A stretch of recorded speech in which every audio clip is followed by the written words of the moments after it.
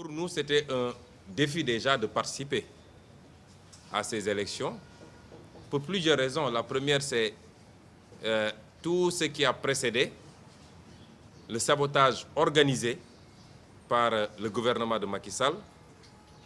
Et il n'est point besoin de revenir ici sur tout le processus qui a été escamoté depuis le lancement des fameuses cartes d'identité CEDEAO jusqu'à la délivrance de ces mêmes pièces d'identité, l'organisation du scrutin lui-même, les modifications à sens unique des règles du jeu, mais également c'était un défi de participer sans avoir les moyens a priori d'y aller. Je vous dirais que toute notre campagne, lorsque nous avons fait la première évaluation, a été financée par un montant global de 27 400 000 francs. 27 400 000 francs, ce n'est même pas une heure de campagne de Benno Bokk Yakaar ou de certaines coalitions, certaines grandes coalitions, qui se sont déplacées à coup de jet privé. Nous savons tous que peut-être un seul déplacement, ça fait plus de 30 millions. Sans moyens conséquents donc, et dans une désorganisation totale, le défi c'était de participer et de réussir la participation. Nous avons fait avec peu de moyens et j'en profite pour dire que nous déposerons d'ailleurs dans les jours à venir nos états financiers de campagne conformément à ce que la loi demande. Et depuis que nous avons démarré en politique, chaque année nous déposons également notre bilan annuel conformément aux exigences de la loi. Et je pense pouvoir dire que nous sommes, sinon les seuls, en tout cas les rares à le faire ici. Certains ne déposeront jamais parce qu'ils ne pourront jamais justifier les milliards qu'ils ont utilisés pour battre campagne. Jamais. Ce n'est pas des milliards issus de cotisations des partisans, ça c'est sûr. Dans tous les cas, ça vient des caisses de l'État. C'est de l'argent détourné, pour ne pas dire spolié, pour aller acheter des consciences. Aujourd'hui, plus de 37 000 Sénégalais nous ont accordé leur suffrage. Premièrement. Deuxièmement, nous sommes conscients qu'on aurait pu faire beaucoup plus si on avait eu les moyens. À titre d'exemple, nous étions absents des bureaux de vote. Parce que on nous réclamait en moyenne à peu près 3 000 francs par siégeant pour aller dans les bureaux de vote. Pour près de 13 400 bureaux de vote, c'est presque 40 millions qu'il fallait décaisser pour être représentés dans les bureaux de vote, ce que nous n'avons pas. Nous avons considéré qu'il fallait faire confiance plus ou moins au système, mais le jour du scrutin, dès 10 heures, nous avons commencé à recevoir des appels de partout, et notre directeur de campagne, Guy Marius Sagna, peut en témoigner. Nous-mêmes, de Ziguinchor où j'ai voté, nous avons reçu énormément d'appels, où des gens entraient dans des bureaux de vote et ne trouvaient pas nos bulletins. Ou alors c'était des bulletins qui étaient inversés ou déposés à même le sol. Nous n'avons pas été la seule coalition à être victime de cela. Avant les prochaines élections, Inch'Allah, nous serons prêts sur ce plan-là pour avoir une machine électorale. Mais il faut avoir également la machine politique. Il nous faut aujourd'hui continuer le travail, aller dans le Sénégal des profondeurs, structurer nos organisations et mettre en place une machine politique. Parce que le premier pari, gagner la sympathie des Sénégalais, c'est une chose, mais une partie des Sénégalais peut-être même nous considérer beaucoup plus comme des lanceurs d'alerte, en tout cas ce qui me concerne moi, que comme des acteurs politiques. C'est maintenant que ça va commencer parce que dorénavant, nous sommes allés à des échéances électorales, nous avons fait un résultat que nous apprécions positivement, nous allons siéger à l'Assemblée nationale. Je crois que désormais, de plus en plus, il faut transformer l'essai. Et c'est pourquoi il y a beaucoup de motifs à être satisfaits. Il y a également des motifs à ne pas l'être. Le premier, c'est ce comportement inadmissible du gouvernement de Macky Sall, de l'État et de son administration en charge des élections. Je crois qu'aujourd'hui, le président Macky Sall a beau radoter, mais les sentiments qui l'animent le mieux, ça doit être la honte et la peur. La honte d'avoir mobilisé tout son gouvernement. Parce que l'enjeu, on était dans une élection présidentielle en réalité. La preuve, il a engagé la moitié de son gouvernement, les ministres les plus stratégiques de son gouvernement, son Premier ministre, son ministre de l'économie et des finances, beaucoup d'autres ministres en charge de l'énergie ou de je ne sais quel autre département stratégique. Il a engagé tout son gouvernement et il a mis sur la table son bilan. Il doit être très inquiet, malgré toute la machine de fraude et d'achat de conscience dont nous avons pu être, nous, témoins. On ne nous racontera pas. Maintenant, la barre est même élevée, ce n'est plus 2500 ou 5000, c'est 10 000 francs l'après-midi. Malgré toute cette mascarade-là, ils n'ont pas pu franchir la barre des 50%. Si on était à une élection présidentielle, la campagne pour le deuxième tour aurait commencé à battre son plein. Il doit avoir honte de cela, mais également, je sais qu'il ne dort plus. Et je vous garantis que les semaines à venir, vous allez voir des manœuvres tous azimuts pour débaucher, décrocher des gens, y compris ceux qui se sont présentés comme des opposants et qui peut-être vont se retrouver à l'Assemblée, normalement en tant qu'opposants.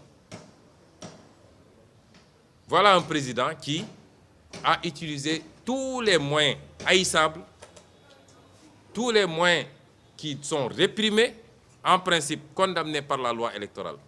On l'a vu ici à la veille des élections. Convoquer des gérants de parcs automobiles pour distribuer des millions et des millions. Distribuer des titres fonciers à des soi-disant 300 titres fonciers dans un lotissement illégal en plus, puisque impactant les servitudes aéronautiques à des soi-disant déguerpis des cités Tobago. Il y allait de toutes les manœuvres.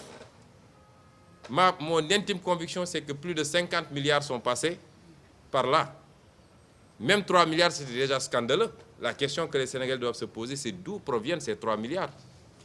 Si c'est des fonds secrets, c'est scandaleux.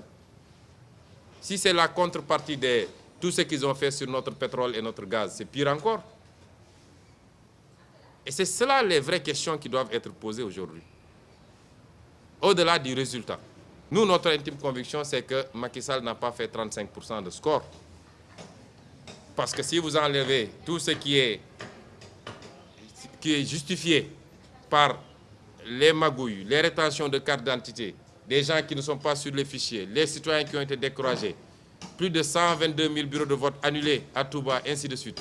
Si vous enlevez tout ça, vous enlevez les achats de conscience, je ne pense même pas que ces 49%, ils les auraient atteints. Ils seraient peut-être à moins de 35%. Il n'y a rien qui justifie que les 2 millions de Sénégalais ne puissent pas recevoir leur pièce d'identité. Que des révisions exceptionnelles puissent se tenir dans les 2 ans à venir, dans les 1 année et demie à venir, pour que les jeunes qui viennent d'avoir 18 ans également puissent s'inscrire, avoir leur carte. Et pour le reste, les gens prendront toutes les dispositions. Il n'y a rien d'ailleurs qui puisse justifier qu'on n'aboutisse pas au bulletin unique, enfin. Parce que 47 bulletins, ça a été le chaos. Et rien ne l'empêche parce que dans beaucoup de pays africains, ça se fait. Y compris chez nos voisins immédiats. Nous dirons qu'en tout cas, il y a des motifs à être satisfaits et motifs à ne pas l'être. Parmi les motifs à ne pas l'être, c'est toujours une frange de la population qui continue à monnayer sa dignité. La carte électorale, c'est la dignité du citoyen. Heureusement que c'est devenu une minorité. Parce qu'il n'y a que 49,4% qui ont voté pour Macky. Et 49,4% qui ont été achetés. Mais tant qu'il y aura une frange de la population, même si c'est 1%, c'est grave et c'est inadmissible. Ça veut dire que nous ne sommes pas encore prêts pour la démocratie. On a encore du chemin à faire. Parce que le vote n'a pas de sens lorsque le citoyen ne sait pas pourquoi il vote. Et s'il ignore surtout que c'est son propre argent détourné des caisses de l'État, c'est avec cet argent-là qu'on vient acheter sa conscience. Il y a encore du boulot à faire sur ce plan-là. Mais il est heureux de voir que ça s'amenuise drastiquement et c'est bon pour la démocratie. Et nous espérons qu'avec la jeunesse particulièrement, parce que plus le niveau d'instruction est élevé, plus il y a à espérer que ces pratiques de plus en plus vont disparaître. Nous sommes satisfaits de notre côté parce que si on analyse bien notre électorat, lorsque nous démarrions en politique, nous étions venus pour changer la politique, pour changer la manière de faire la politique, pour changer le discours politique et la praxis politique. Si on observe nos scores, par exemple, dans la diaspora,